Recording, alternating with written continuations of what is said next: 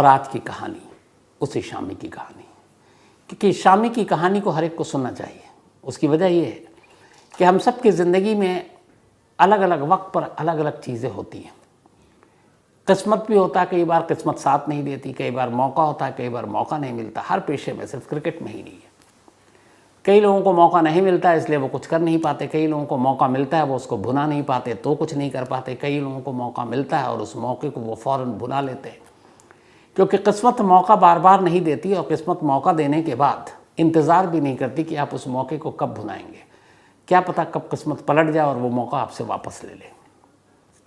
शमी की ज़िंदगी की कहानी कुछ ऐसी ही है, किस्मत और मौके की कहानी है। दिल्ली से बहुत ज़्यादा दूर नहीं है, अमरोहा एक इलाका है यूपी में। कमाल अमरोही नाम याद होगा आपको, बहुत मशहूर डायरेक्टर जिन्होंने शायद वो मीना कुमारी और दिलीप कुमार को लेके जो मशहूर फिल्म बनी थी, एक मुग़ल आज़म शायद उन्हीं की थी, या पाकीज़ा। तो कमाल अमरोही मशहूर डायरेक्टर, उनका इलाका है अमरोहा। और उसी अमरोहा में एक गांव है और उस गांव का नाम है उस गांव का जो नाम है बहुत ही खूबसूरत सा नाम है साहसपुर। तो अमरोहा के साहसपुर में पैदा हुए मोहम्मद शामी। लेकिन इनके पैदाइश से लेकर क्रिकेट ग्राउंड तक और फिर इनकी पर्सनल ज़िंदगी में, यानी कि मैदान के अंदर और मैदान के बाहर क्या हुआ, मौके वाली बात पूरी कर देता हूँ कि किस्मत जब मौका देता है तो इंतज़ार नहीं करता है आप भुनाते हैं कि नहीं भुनाते हैं। जब इंडियन बॉलिंग लाइन एक तरह से एकदम फिक्स हो गई तो ये था कि जब बुमराह बाहर थे तो शामी खेल रहे थे। बुमराह के बाद जाहिर सी बात है बुमराह की जगह कोई नहीं ले सकता है, जो लाइन लेंथ यॉर्कर। तब बुमराह आ गए, इधर सिराज अपने उरूज पर अच्छी बॉलिंग कर रहे हैं। तो बुमराह और सिराज को आप बिठा नहीं सकते, तो बैठेगा कौन? मोहम्मद शामी। एशिया कप में भी शामी को कई मैचों में बिठाया गया। अब वर्ल्ड कप में भी ये था कि आप 5 ही बॉलर को खिला सकते हैं। अब उसमें बुमराह और सिराज की जगह पक्की हो गई। आप स्पिनर में कुलदीप यादव और रविंद्र जडेजा है और एक ऑलराउंडर के तौर पर हार्दिक पांड्या या फिर शार्दुल ठाकुर थे। तो शामी के लिए कोई जगह नहीं थी इस वर्ल्ड कप में। पहला मैच इंडिया का ऑस्ट्रेलिया से हुआ, शामी को जगह नहीं मिली। दूसरा मैच अफगानिस्तान से हुआ, शामी को जगह नहीं मिली। तीसरा मैच पाकिस्तान से हुआ अहमदाबाद में, शामी को जगह नहीं मिली। चौथा मैच बांग्लादेश से हुआ, शामी को टीम में उनके लिए कोई जगह नहीं थी। वर्ल्ड कप के पहले 4 मैच में शामी बेंच पर बैठे हुए थे। चौथे मैच के दौरान अचानक जो हार्दिक पांड्या थे, बॉल रोकते वक्त उनके पैर में चोट लगी और वो इंजर्ड हो गए। अब हार्दिक पांड्या इंजर्ड, बाहर। अब अचानक ये चीज़ हो गई, हमारा वर्ल्ड का टॉप ऑलराउंडर और वो इंजर्ड है। अब उसकी जगह कैप्टन या तो फिर शार्दुल ठाकुर को खिलाते, क्योंकि शार्दुल ठाकुर भी एक ऑलराउंडर के तौर पर देखे जाते हैं, या एक एक्स्ट्रा बैट्समैन को लेते, ज़्यादा डिफेंसिव होते। तो ईशान किशन बैठे हुए हैं, उसके अलावा आपके सूर्य कुमार यादव सभी थे। या फिर बॉलर ही लेना था तो उनकी जगह अश्विन को खिला लेते। लेकिन रोहित शर्मा की कप्तानी का जवाब नहीं। जब हार्दिक पांड्या टीम से बाहर हुए तो उन्होंने एक ऑलराउंडर की जगह एक बैट्समैन या बैट्समैन वाला ऑलराउंडर नहीं लिया, बल्कि एक प्योर बॉलर लिया, और वो थे मोहम्मद शामी। वर्ल्ड कप के 4 मैच में बेंच पर बैठे शामी को धर्मशाला में न्यूजीलैंड के खिलाफ पहला मौका मिला। किस्मत और मौका इसी को कहते हैं। कोई सीन नहीं बन रहा था, हार्दिक पांड्या बाहर हो गए, शामी को मौका मिला धर्मशाला के विकेट पर न्यूजीलैंड के खिलाफ, और न्यूजीलैंड की team defending world champion. Shami ने पहला ही मैच खेला वर्ल्ड कप का और 5वां मैच था टोटल इंडिया का। 5 विकेट ले गए, और क्या बॉलिंग की। अब एक बॉलर 5 विकेट ले जाए तो उसमें यह था कि शामी को अभी आजमाया गया, न्यूजीलैंड के खिलाफ नहीं चले तो अगले मैच में शायद शार्दुल ठाकुर आ जाएं, अश्विन आ जाएं। शामी को भी ये बात पता थी। लेकिन शामी ने ऐसा परफॉर्मेंस किया कि कैप्टन क्या टीम मैनेजमेंट भी सोचने पे मजबूर हो गया कि अब ऐसे बॉलर को कैसे बिठा दें जो पहले आते ही बेंच पे बैठा और 5 विकेट ले गया। चलो भाई, ये हुआ कि उनको अब दूसरा मौका दिया जाए। अगला मैच इंग्लैंड में था, लखनऊ में, और उस मैच का गवाह मैं भी था, स्टेडियम में मौजूद था। वहाँ पर इंडिया सिर्फ 229 रन के करीब बनाती है। शामी बॉलिंग के लिए आते हैं, 4 विकेट अपने दूसरे ही मैच में लखनऊ में इंग्लैंड के खिलाफ, 5-4-9 विकेट हो गए शामी के सिर्फ 2 मैच में। अब तीसरा मैच परफॉर्मेंस अच्छा चल रहा, श्रीलंका के खिलाफ था पुणे में। शामी को फिर बॉलिंग दी गई, श्रीलंका के खिलाफ 5 विकेट। फिर से पहले में 5, दूसरे में 4, फिर तीसरे में 5, 14 विकेट 3 मैच में। बिठाने का अब सवाल ही नहीं है, अब वो टीम के परमानेंट मेंबर बन गए। अब चौथा मैच आया उनके बाद नीदरलैंड के खिलाफ, 2 विकेट मिले, बल्कि नीदरलैंड के खिलाफ कोई विकेट नहीं मिला, क्योंकि नीदरलैंड तक हम एक तरह से पहुंच ही चुके थे सेमीफाइनल में। तो उसमें रोहित ने भी बॉलिंग की, विराट ने भी बॉलिंग की, सूर्य कुमार यादव ने ही बॉलिंग की, और अपने मेन बॉलर को रोहित शर्मा ने थोड़ा सा आराम दिया।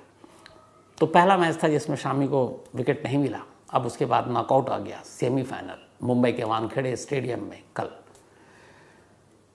397 बड़ा स्कोर था, लेकिन जिस तरीके से विलियमसन और मिशेल ने फिर पार्टनरशिप बिल्डअप की, अब बल्कि शुरू में जब पहला ओवर शुरू हुआ तो ये था कि बॉल हिल रही है, 10 ओवर तक विकेट लो वरना क्या पता ड्यू आ जाए। पहला ओवर और पहली ही गेंद कॉनवे, जो उनका मेन खतरनाक बैट्समैन, शामी ने विकेट ले लिया। उसके बाद उन्होंने दूसरा विकेट लिया, रचिन रविंद्रा को आउट किया। इसके बाद जब लग रहा था कि न्यूजीलैंड गेम में वापस आ रही है, उन्होंने एक एक कर 5 और विकेट लिए और वर्ल्ड कप के पहले प्लेयर बन गए जिन्होंने वनडे में वर्ल्ड कप में 7 विकेट लिए हो, 50, 55 या 57 रन देकर। सिर्फ 6 मैच में 23 विकेट हो चुके हैं शामी के, जबकि मैच हुए अगर सेमीफाइनल को काउंट कर लीजिए तो 10। बाकी प्लेयर ने 4 मैच ज़्यादा खेले, लेकिन शामी इस वक्त हाईएस्ट विकेट टेकर हैं वर्ल्ड कप के 23 विकेट्स के साथ। एक आखिरी मैच बाकी है अहमदाबाद में, उसी अहमदाबाद में जहां पाकिस्तान से हुआ, शामी को मौका नहीं मिला। 19 नवंबर संडे का दिन शामी के लिए वो ख़ास मौका होगा। फिर मैंने वही कहा, किस्मत और मौका। अब तक किस्मत ने जो मौका दिया उन्होंने दोनों हाथों से लपका है। अब सिर्फ एक मैच की बारी है। शामी ने वहाँ भी अपना जादू दिखा दिया, ये वर्ल्ड कप हमसे कोई नहीं छीन पाएगा। तो ये तो वर्ल्ड कप सेमीफाइनल की जीत शामी के परफॉर्मेंस की बता दी। अभी शामी आया कहाँ से, यह है क्या भला, इसकी ज़िंदगी में इतने तूफान, इतने भूचाल क्यों? एक क्रिकेटर 3-3 बार मरने की क्यों सोच रहा था? तो शामी की पूरी कहानी, अमरोहा के पास एक जगह है जिसका नाम है साहसपुर। इसी साहसपुर में मोहम्मद शामी का जन्म हुआ। मोहम्मद शामी के जो पिता हैं उनका नाम है तौसीफ अली।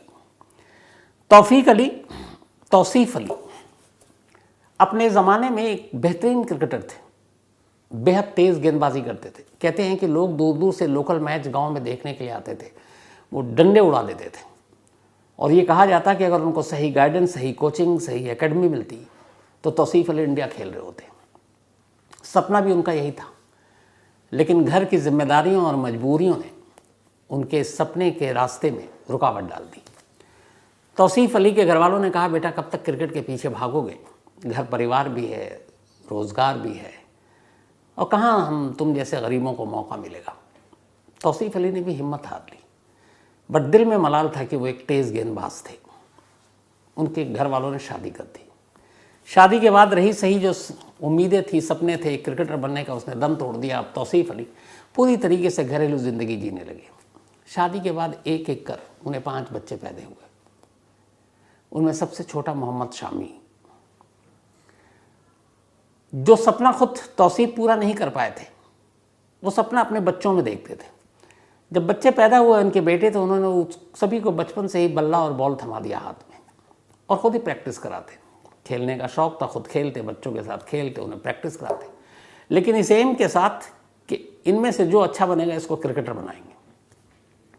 इत्तेफाक से सबसे छोटा बेटा मोहम्मद शमी,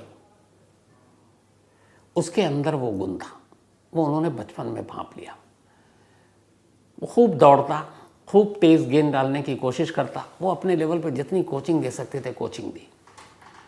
करते करते अब शामी 15 साल का हो गया। जब वो 15 साल का हुआ तो तौसीफ अली को बहुत ईमानदारी से लगा कि अब प्रोफेशनल क्रिकेट में इसको जाना है तो मेरी मतलब जो ट्रेनिंग है वो किसी काम की नहीं है। मैं ऐसा कोच नहीं हूँ कि मैं इसको प्रोफेशनल क्रिकेटर बना सकता हूँ। प्रोफेशनल कोच के पास बहुत सारी चीज़ें होती हैं, इसके लिए इसको कहीं दूर जाना होगा।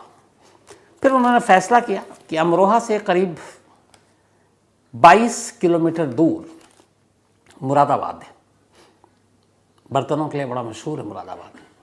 तो उन्हें पता चला कि मुरादाबाद में एक क्रिकेट एकेडमी है जिसके एक कोच हैं बदरुद्दीन, और वो बड़े अच्छे कोच हैं।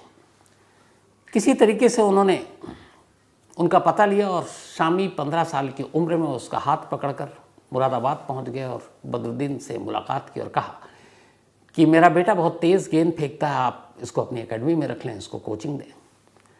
बदरुद्दीन के बाद बहुत सारे लड़के आते थे। उन्होंने देखा अभी कोई ट्रायल नहीं, कुछ नहीं।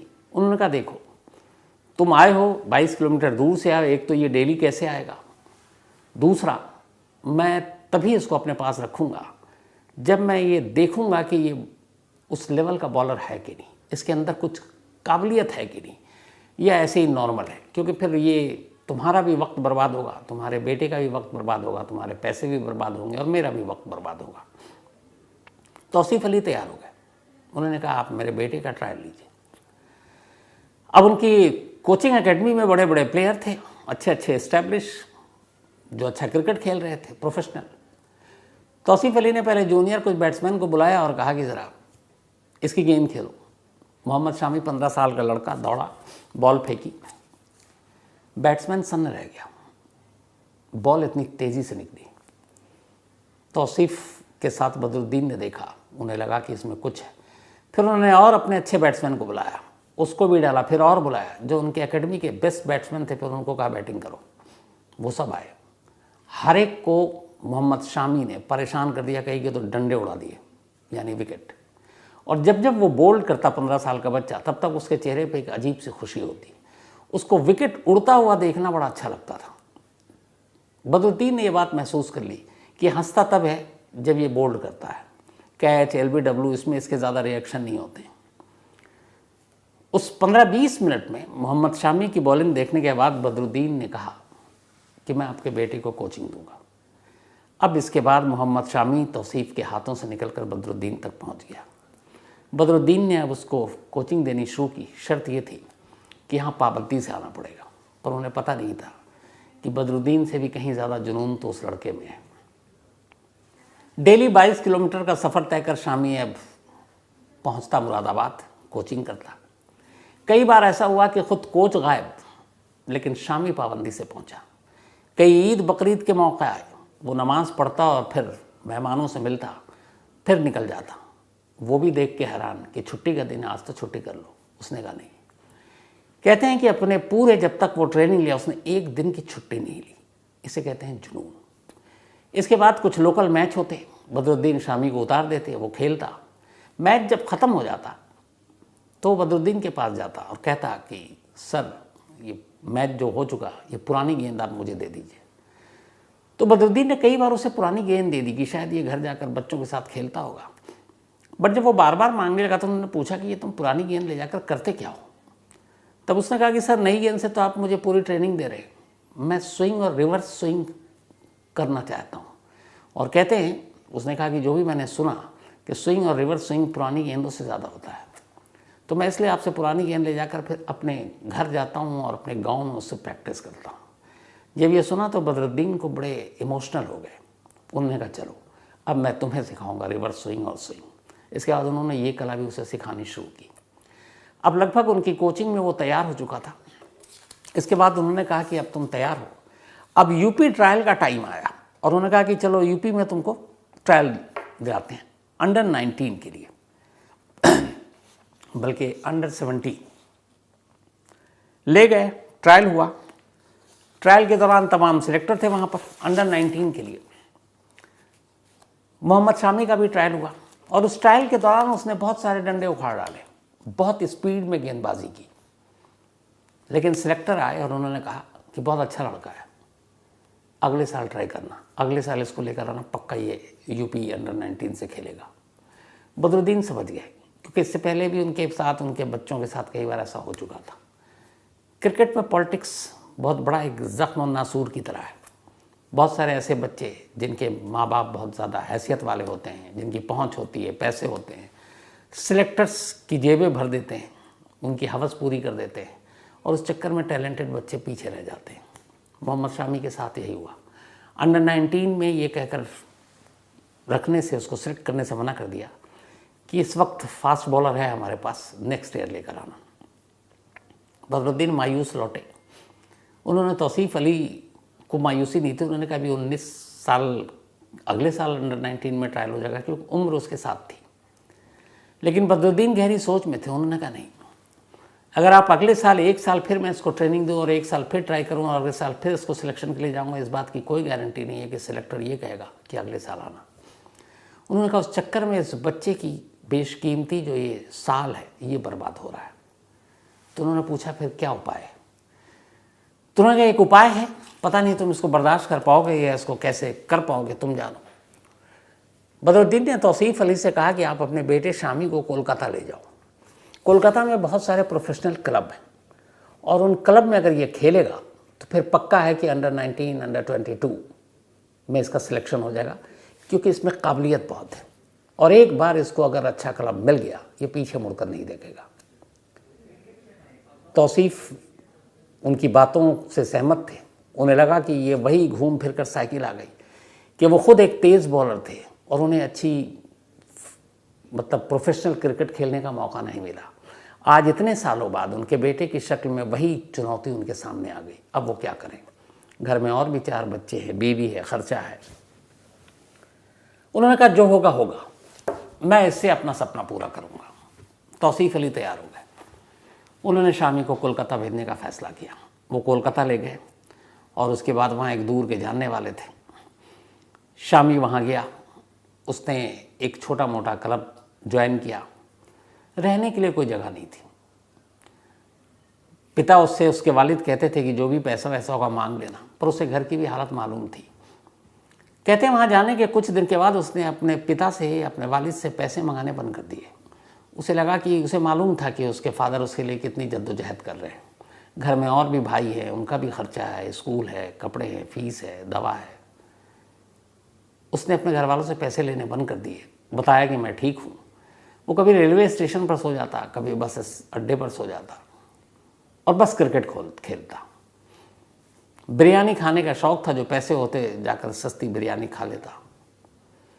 बस उसका जुनून एक ही था, स्टंप को उड़ाना और उसकी आवाज़ को सुनना जिसमें उसको संगीत सुनाई देती थी। ऐसी एक रोज़ वो एक क्लब क्रिकेट खेल रहा था। जब वो क्लब क्रिकेट खेल रहा था तो इत्तेफाक से वहाँ बंगाल क्रिकेट एसोसिएशन के एक असिस्टेंट सेक्रेटरी हैं, देवव्रत दास, वो मैदान में मौजूद थे। देवव्रत दास ने देखा कि इस मैच के दौरान एक लड़का ठीक ठाक तंदुरुस्त सा बड़ी तेज़ी से लय में दौड़ रहा है और बड़ी तेज़ गेंद कर रहा है। उनको तेज़ गेंदबाजी से ज़्यादा उसकी लय लगी कि ये जो रनअप से भाग कर आता है, इसमें कहीं पे भी इसमें कोई झोल नहीं है। वो एकदम ऐसा लगता है कि बस लय के साथ कोई दौड़ रहा हो और फिर क्या स्पीड में गेंद फेंक रहा और कई विकेटें उखाड़ रहा है। उनको वो बहुत अच्छा लगा। मैच ख़त्म होने के बाद वो उसके पास गए। उन्होंने पूछा तुम्हारा नाम क्या? उसने कहा मोहम्मद शमी। बताया अमरोहा से आए। बोला यहाँ कहाँ रुके हो? वो थोड़ा शर्माया, झिझका। बताया कि कोई जगह नहीं है, कभी रेलवे स्टेशन पे सो जाता हूँ, कभी बस अड्डे पर। इत्तेफाक से देवव्रत दास जो बंगाल क्रिकेट एसोसिएशन के असिस्टेंट सेक्रेटरी थे, उनका अपना एक लोकल क्रिकेट क्लब था। उन्होंने कहा काम करो, तुम मेरे क्लब में आ जाओ, मेरे क्लब से खेलो और मेरे साथ रहना, छत मैं दूंगा। वो शामी को अपने घर ले गए, अपने घर पर पनाह दी। कहा तुम सिर्फ क्रिकेट पे फोकस करो, रहना खाना पीना भूल जाओ। अब वो उनके क्लब के लिए खेलने लगा, खूब कामयाब, एक से एक मैच जिता रहा है। देवव्रत दास उसको देख देख कर खुश हो रहे हैं। उनको लगा कि ये लड़के में बहुत पोटेंशियल है, आगे जा सकता है। एक रोज़ बंगाल क्रिकेट एसोसिएशन के एक सेलेक्टर थे, चयनकर्ता, मिस्टर बैनर्जी। देवव्रत दास ने बैनर्जी को कहा कि आओ एक तुमको मैच दिखाता हूँ। शामी वो मैच खेल रहा था। ले जाकर उन्होंने कहा कि देखो ये लड़का है, ये तेज़ बॉलर है, इसकी गेंद स्विंग भी होती है, इसके पास गति भी है, तुम इसको एक मौका दो बंगाल क्रिकेट एसोसिएशन में अंडर 22 के लिए। बैनर्जी ने कहा ठीक है मैं देता हूँ। इसके बाद मोहम्मद शामी का सिलेक्शन हो गया अंडर 22 में। इस तमाम कोशिश के बाद अब अंडर 22 में सिलेक्शन हुआ।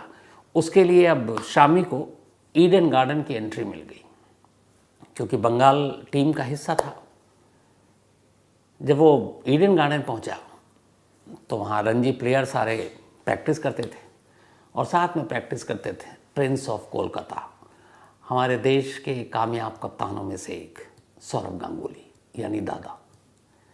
दादा एक दिन प्रैक्टिस कर रहे थे। नेट पे जो लोकल बॉलर होते हैं, यही अंडर 22, 19 या और भी क्लब वाले बहुत सारे आते हैं, तो वो अमूमन बॉल डालते हैं। मोहम्मद शामी ताक में थे, क्योंकि जानते थे कि ये दादा हैं, कि इनको नेट पे बॉल डालूं। कतार में लग गए, बारी आई, बॉल डाली। गांगुली मोहम्मद शामी की कुछ गेंद खेल के समझ गए कि इस लड़के में बड़ा ज़बरदस्त पोटेंशियल है। उन्होंने नाम पता पूछा। फिर उन्होंने बंगाल सेलेक्टर जो थे रणजी के, उनसे कहा कि ये लड़का है, इसको देखो। दादा के कहने पर शामी का सिलेक्शन बंगाल की रणजी टीम में हो गया। वो रणजी टीम में और पहले ही मैच में शायद 7 विकेट लिया। रणजी टीम में आने के बाद फिर शामी ने पलट कर नहीं देखा। इसके बाद आईपीएल शुरू हुआ। उनको 11-12 में आईपीएल में मौका मिला। दादा के कहने पर शामी को केकेआर ने ख़रीदा, कोलकाता नाइट राइडर। वो आईपीएल का मैच खेलने लगे और इसी आईपीएल का मैच खेलने के दौरान अब शामी की ज़िंदगी में एक नई कहानी आई। जब वो आईपीएल खेलने लगे तो आपको याद होगा कि आईपीएल के दौरान बहुत सारी चीयर लीडर्स होती हैं जो हर चौके छक्के और विकेट पर उठती हैं, डांस करती हैं। ईडन गार्डन में ऐसी एक चीयर लीडर बैठी थी, नाम था हसीन जहां। बेहद खूबसूरत, मॉडलिंग की दुनिया से आई थी। जब क्रिकेट में चेयर लीडर की मांग बढ़ी तो पता चला काफ़ी पैसे मिलते हैं। हसीन जहां ने भी अप्लाई किया और उनको कोलकाता नाइट राइडर का जो और चेयर लीडर्स थी उनमें से एक सिलेक्ट हो गई। अब वो सिलेक्ट हो गई। ईडन गार्डन के आईपीएल के मैच में हमेशा हसीन जहां मौजूद होती और मोहम्मद शामी भी उस ग्राउंड पर मौजूद होते। इसी मौजूदगी में एक रोज़ दोनों की आंखें चार हुई, धीरे धीरे प्यार हो गया। फिर दोनों ने शादी करने का फैसला किया और आखिरकार 6 जून 2014, 6 जून 2014 को दोनों ने शादी कर ली। शादी के बाद इनकी एक बेटी हुई। सब कुछ ठीक चल रहा था, लेकिन सिर्फ अगले 4 साल तक। 2018 आते आते रिश्तों में बहुत कड़वाहट हो गई और इसकी शुरुआत यूं हुई कि शादी के कुछ वक्त के बाद शामी को पता चला कि जो उनकी पत्नी है, उन्होंने हसीन जहां ने उनसे झूठ बोला था। हसीन जहां की ये दूसरी शादी थी शामी से। इससे पहले हसीन जहां की एक और शादी हो चुकी थी सैफुल्ला नाम के एक शख्स से, जिसका कोलकाता में ही एक किराने की दुकान थी और उस शादी से 2 बेटियां भी हुई। हसीन जहां पैदा हुई उसी मोहल्ले में सैफुद्दीन रहा करता था। दोनों स्कूल कॉलेज में भी साथ थे, दोनों में दोस्ती थी, दोस्ती प्यार में बदली, दोनों ने शादी कर ली, 2 बेटियां हुई। लेकिन हसीन जहां को मॉडलिंग और बाकी जगहों पे जाना था, बाद में प्यार का बुखार उतर गया और फिर दोनों ने अलग रास्ता पकड़ लिया। जो सैफुल्ला और हसीन दोनों का तलाक हो गया। उसके बाद अब इधर शामी रणजी ट्रॉफी से फिर इंडियन टीम के लिए सिलेक्ट किए गए। इसके पीछे भी दादा का हाथ था। फिर ये दौरे पर जाने लगे। देखते ही देखते शामी इंडियन टीम के फास्ट बॉलिंग के एक रीढ़ की हड्डी बन गए। पहले ही टेस्ट में इन्होंने, ईडन गार्डन में ही वो टेस्ट मैच हुआ था जो इंडिया जीती थी अगेंस्ट वेस्ट इंडीज़। उस टेस्ट मैच में भी इनका परफॉर्मेंस बहुत अच्छा रहा। फिर तो ये टीम का हिस्सा ही हो गए थे। आईपीएल में आने के बाद शामी का और नाम हो गया। अब शामी भी एक अपने यहाँ जैसे क्रिकेटर को लोग हम पूछते हैं, मानते हैं, हीरो मानते हैं, शामी भी वैसे ही हो चुके थे। तो हसीन जहां की शादी शामी के साथ 4 साल चली। एक बेटी हुई, बेटी से बहुत प्यार करते थे। उसके बाद अचानक एक रोज़ तमाम मीडिया में खबर आई और फिर अचानक शामी की ज़िंदगी में भूचाल आ गया। हसीन जहां ने अलीपुर पुलिस स्टेशन में एक रिपोर्ट लिखा दी एक रोज़। रिपोर्ट बेहद संगीन थी। रिपोर्ट ये कि शामी उन्हें मारते हैं, डॉरी के लिए तंग करते हैं। उनका बड़ा भाई, उसने उनकी इज्जत लूटने की कोशिश की। शामी एक मैच फिक्सर है। दुबई में ये बैठकर पाकिस्तान के साथ मैच फिक्सिंग करते हैं। एक पाकिस्तानी लड़की से इनका अफेयर है, उससे वो शादी करना चाहते हैं। अब ये सारे संगीन इल्ज़ाम थे। अलीपुर पुलिस स्टेशन में कोलकाता में ये रिपोर्ट लिखी गई। अब जब मैच फिक्सिंग में ये सारे संगीन इल्ज़ाम आए तो बीसीसीआई भी हरकत में आई। Board of control for cricket in India, और उसने जो एनुअल कॉन्ट्रैक्ट होता है हर क्रिकेटर का टेस्ट, वनडे और T20 के लिए, उस कॉन्ट्रैक्ट को रोक दिया शामी के साथ। यानी एक साल के जो भी 8, 10, 12, 15 करोड़ मिलते हैं वो रोक दिया। इधर कॉन्ट्रैक्ट रोक दिया, उधर बीवी का इल्ज़ाम, उधर गिरफ्तारी का तलवार सर पर, इधर मीडिया में वो विलन बन गए। और इत्तेफाक से उससे ठीक पहले एक और हादसा हो चुका था। T20 के एक मैच में पाकिस्तान के ख़िलाफ़ इंडिया हार गई थी, और उस हार के बाद उस मैच में 4 ओवर में करीब 46 या 48 रन शामी ने दे दिए थे। और उस हार के बाद शामी को लेके बहुत सारी बातें हुई थी। उसमें हिंदू मुस्लिम वाला भी एंगल आ गया था। शामी के पुतले जलाए जाने लगे थे। कहा गया कि जानबूझकर इसने पाकिस्तान से मिलकर इंडिया को हरवाया। विराट कोहली कैप्टन थे। विराट कोहली एकदम सामने खड़े रहे। उन्होंने कहा जो शामी के ख़िलाफ़ इस तरह का लाइन बोलेगा वो मेरा भी दुश्मन है। जब BCCI ने कॉन्ट्रैक्ट ख़त्म किया तो उधर दादा खड़े हो गए, सौरभ गांगुली। उन्होंने कहा BCCI बेशक अपना कॉन्ट्रैक्ट ख़त्म कर दे, लेकिन बंगाल क्रिकेट एसोसिएशन शामी के ऊपर कोई बैन नहीं लगाएगा। वो वैसे ही जब मन करे रणजी खेल सकता है। तो उधर सपोर्ट मिला। BCCI की एक इंटरनल इंक्वायरी हुई। इंक्वायरी में शामी को क्लीन चिट दे दी गई कि ये सब बकवास था। लेकिन गृहस्थी ने शामी की ज़िंदगी और करियर दोनों पे एक तरह से आँच ला दिया था। इधर शामी इंजर्ड हो गए, टीम से बाहर हो गए, बीवी का इल्ज़ाम, मीडिया में बदनामी, गिरफ्तारी की तलवार लटक रही है। वो अमरोहा पहुँचे। अमरोहा जाने के बाद कहते हैं कि एक बार 3 अलग अलग वक्त में उन्होंने ख़ुदकुशी करने की कोशिश की, सिर्फ इस बदनामी की वजह से, इंजरी की वजह से, टीम से बाहर हो जाने का जो मलाल था उसकी वजह से। और ये बात किसी और ने खुलासा नहीं किया, ये मीडिया की वो नहीं है। इंस्टाग्राम पे एक लाइव किया था रोहित शर्मा ने मोहम्मद शामी के साथ। रोहित शर्मा अक्सर इंस्टाग्राम पे अपने टीम के साथियों के साथ लाइव करते हैं, बड़े लाइट मूड में, और बड़े हंसी मजाक भी होता है। चाहे उसमें चहल होते हैं, बुमराह होते हैं, हार्दिक होते हैं, ऋषभ पंत होते हैं। तो एक बार मोहम्मद शामी के साथ रोहित शर्मा इंस्टाग्राम पे लाइव थे, और उस लाइव के दौरान वो उनसे ये सारी बातें पूछ रहे थे, इस कोरोना काल में कैसा बीता, क्या हुआ।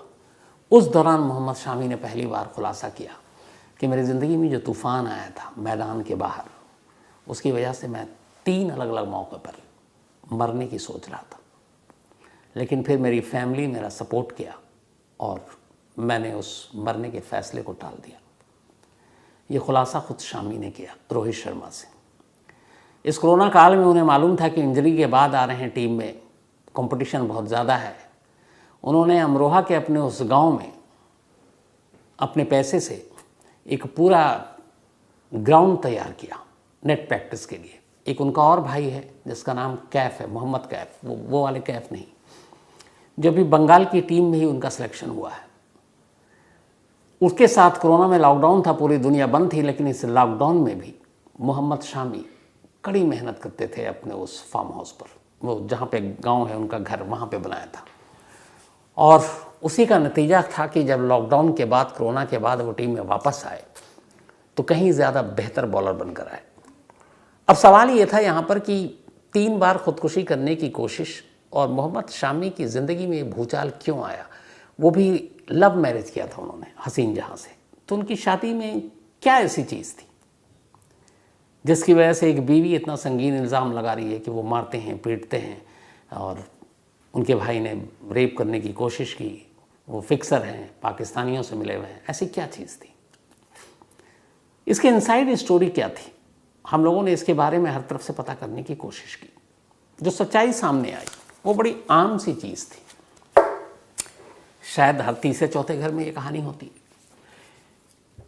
जब किसी की शादी होती है तो आमतौर पर हर पत्नी, मैं हर एक को नहीं कहूँगा, ज़्यादातर पत्नी, मैं इस मामले में लकी हूँ, उनका ये होता है कि मेरा पति सिर्फ मेरा है। अब यहाँ तक ठीक है, उनकी सोच के साथ कोई बुराई भी नहीं होनी है, क्योंकि हर पत्नी का ये हक है कि ये सोचे उसका पति सिर्फ उसका है। लेकिन मेरे पति की हर चीज़ सिर्फ मेरी है, यहीं से झगड़ा शुरू होता है। क्यों? क्योंकि उस पति की भी माँ बाप हैं और भी शायद लोग हैं जो उसके ऊपर डिपेंडेंट हों। अब अगर वो उनकी मदद करे, वो उनको अपनी कमाई का कुछ हिस्सा दे, तो फिर इस पे वाइफ को ऑब्जेक्शन नहीं होना चाहिए।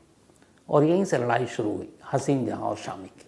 असल में हुआ ये कि जब शामी एक मशहूर क्रिकेटर बने, आईपीएल की टीम खरीदने लगी। पहले वो केकेआर से खेले, फिर उनको दिल्ली डेयरडेविल्स ने ख़रीदा, फिर पंजाब किंग्स 11 से खेले, आखिरी 2 सीज़न में वो गुजरात टाइटन से खेल रहे हैं हार्दिक पांड्या की कप्तानी में। और लास्ट ईयर वो हाईएस्ट विकेट टेकर थे। जब पंजाब से खेले तो 2 लगातार साल तक हाईएस्ट विकेट टेकर थे पंजाब की टीम के। लास्ट आईपीएल में 28 विकेट लिया उन्होंने। तो उस हिसाब से और करीब 6.5 करोड़ रुपए में वो बिके थे। तो आईपीएल से भी काफ़ी पैसे मिले इंडियन टीम के में, वो ए लिस्टेड खिलाड़ी हैं, उधर से भी पैसे अच्छे मिल रहे थे। तो जो पैसे कमा रहे थे मोहम्मद शामी, उन्हें लगा उनके फादर तौसीफ अली ने अपनी पूरी ज़िंदगी, अपनी जवानी अपने बेटे के सपने को पूरा करने में बर्बाद कर दिया, झोंक दिया। तो उनका भी कुछ फ़र्ज़ है एक बेटे के नाते, बाकी अपने भाइयों के प्रति भी फ़र्ज़ है। तो जो पैसे आने शुरू हुए तो शामी ने कहा कि मैं अपने जहाँ अमरोहा के जिस गांव में हूँ वहाँ के आसपास की ज़मीन ख़रीदता हूँ ताकि मेरे फादर, मेरी माँ, मेरे भाई वहीं रहकर अपना खेती बाड़ी, चूँकि उनका पुश्तैनी काम था, वो सारी चीज़ें कर सकें। तो उन्होंने इन्वेस्ट करना शुरू किया गांव में ज़मीन लेकर, और बहुत सारी ज़मीन उन्होंने अपने फादर के नाम पर या भाई के नाम पर लेना शुरू किया, और यहीं से झगड़े की बुनियाद शुरू हुई। हसीन जहाँ चाहती थी कि वो ना अमरोहा जाए, ना अपने घर वालों से नहीं मिले, ना अपने भाइयों से मिले, और ये जो पैसा उनके हिसाब से कहीं कोलकाता में ही इन्वेस्ट करें। ये बात शामी को पसंद नहीं थी। वो कहते थे तुम्हारा जो खर्चा है, जो हिसाब है, तुम जितने पैसे तुम्हें चाहिए तुम मुझसे लो, लेकिन मैं अपने बाप भाई के लिए क्या कर रहा हूँ उसको छोड़ दो मुझ पर। लेकिन हसीन जहाँ को ये पसंद नहीं था, और यहीं से ये लड़ाई धीरे धीरे शुरू हुई। मामला कोर्ट में पहुँचा। एक बार तो अरेस्ट वारंट निकल गया था एक कोर्ट ने, लेकिन सम्मन भेजा नहीं गया था, इसलिए दूसरी कोर्ट ने उस अरेस्ट वारंट को रोक लिया। तो गिरफ्तारी कभी नहीं हुई, लेकिन फिर मामला कोर्ट में चला। कोर्ट में मामला अब ये चल रहा था कि हसीन जहाँ ने कहा कि मेरा पति करोड़ों कमाता है तो मुझे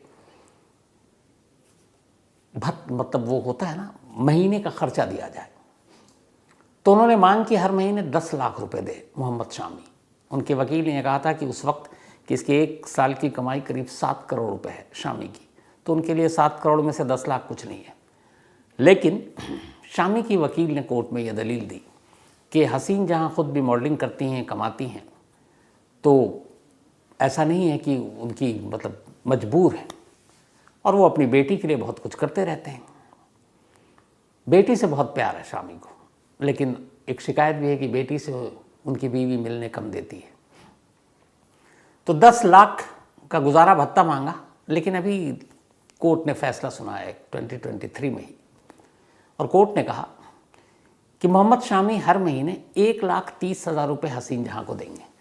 इसमें से 80,000 रुपये मोहम्मद शामी की बेटी के लिए होगा, और बाकी के 50,000 रुपये हसीन जहाँ के खर्चे के लिए। तो ये भी लास्ट हुआ है। इस बीच में पहले कई ड्रामा भी हुए। हसीन जहाँ अमरोहा पहुँच गई, घर पर जो बनवाया है शामी ने कि अब मैं यहीं रहूँगी, ये है वो है, बहुत पुलिस आई, फिर वो गए। कुल मिलाकर इस वक्त जो है मामला कोर्ट में अभी भी चल रहा है, लेकिन जो अब तो कोर्ट का फैसला होगा वो होगा। लेकिन जितने भी इल्ज़ाम थे, जो जैसे रेप का इल्ज़ाम लगाया था कि मोहम्मद शामी के बड़े भाई ने रेप की कोशिश की थी, कोलकाता की पुलिस ने उसकी जांच की और इसको झूठ बोल पाया। उन्होंने बाकायदा मेडिकल टेस्ट और सारी चीज़ें की और अपनी रिपोर्ट दी कि हसीन जहाँ का ये इल्ज़ाम झूठा है। उसी तरीके से डॉरी और टॉर्चर का मामला भी झूठा पाया गया, लेकिन ये मामला अभी भी कोर्ट में है। गुजारा भत्ते के लिए अब शायद वो, क्योंकि सिर्फ 1,30,000 उनके हिसाब से, तो वो अब हाई कोर्ट जाए। तो कोर्ट का मामला चल रहा है। और सोचिए कि एक तरफ घर का वो फ्रंट, बीवी का पब्लिकली, क्योंकि एक स्टार क्रिकेटर और उसकी पर्सनल लाइफ और उसको पब्लिक के बीच में गलत तस्वीर उसकी पेश की जा रही है।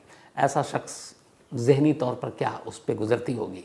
और दूसरी तरफ ऐसे हाई प्रेशर वाले मैच जिसमें सेमीफाइनल 140 करोड़ लोगों की उम्मीदें, और उसमें वो परफॉर्म करना। फिर ये भी देखना कि दूसरे अपने साथी क्रिकेटर की वाइफ, वो भी सब बैठी हुई हैं, और एक वो जिसकी वाइफ बैठना तो वहाँ पे दूर है, हालात ये है कि जेल भेजने की तैयारी कर चुकी। तो इसीलिए कहते हैं कि किस्मत, मौका, तकदीर और ये सारी चीज़ें उन्हीं लोगों का साथ देती हैं जो बहादुर होते हैं, और उनमें से एक है मोहम्मद शामी, जिन्होंने न सिर्फ मैदान के अंदर बल्कि मैदान के बाहर तमाम जद्दोजहद की, तमाम मुसीबतें झेली। और आज जो आखिरी लाइन ये कहकर ख़त्म करूँगा कि कल रात देश के प्रधानमंत्री नरेंद्र मोदी ने जो ट्वीट किया था इंडिया के सेमीफाइनल की जीत पर, उसमें पूरी इंडिया को बधाई दी, लेकिन मेंशन किया मोहम्मद शामी के खेल को और उसकी बॉलिंग को। तो ये होती है पहुंच, और ये होती है तकदीर, और ये होता है मौका और उस मौके को बुनाने की कला। मोहम्मद शामी की कहानी मुझे लगता है बहुत सारे नौजवानों को प्रेरणा दे सकती है। तो आज की कहानी में इतनी ही, कहीं वो गलती